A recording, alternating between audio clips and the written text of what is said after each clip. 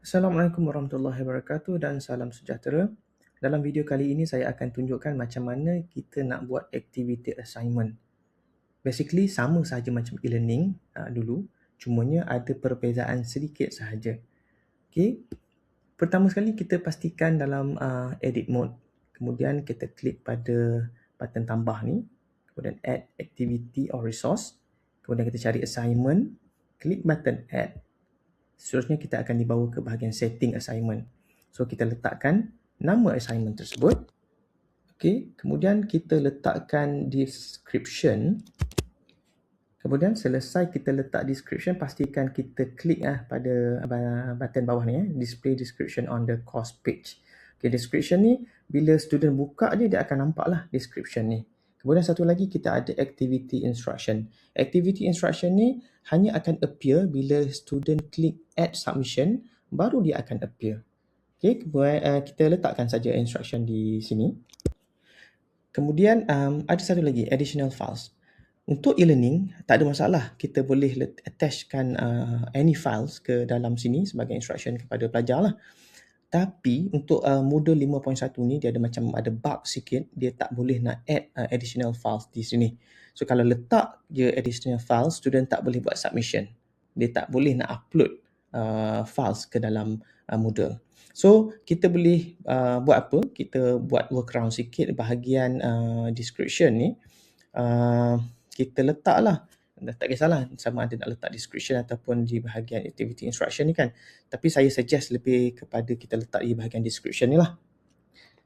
Kita letakkan satu ayat contoh, download the instruction here. Kemudian kita pergi ke bahagian sini, kita buatlah hyperlink. Kita klik pada link ni, kita masukkan link kepada files di sini lah.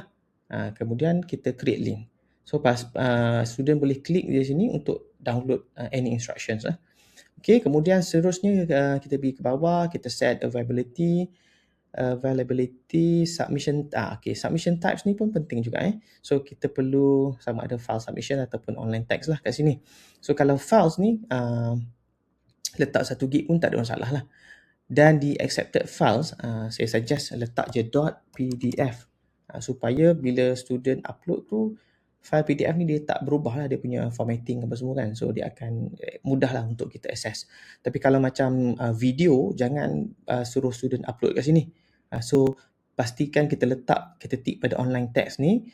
Kemudian kita suruh student tu upload dalam any hosting website, sama ada YouTube ke mana-mana lah.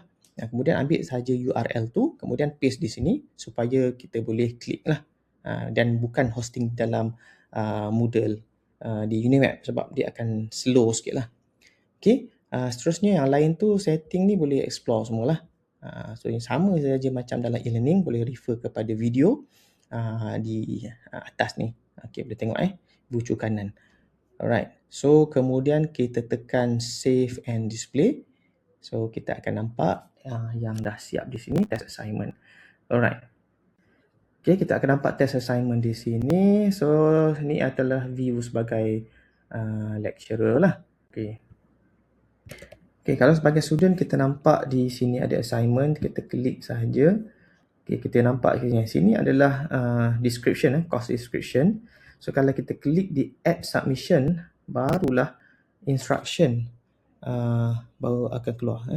Baru akan keluar instruction dekat sini. This is instruction ni. Dan kemudian student boleh submit sama ada online text ataupun additional files. Right, so jika ada masalah boleh contact saya di Telegram. Jumpa lagi di lain video.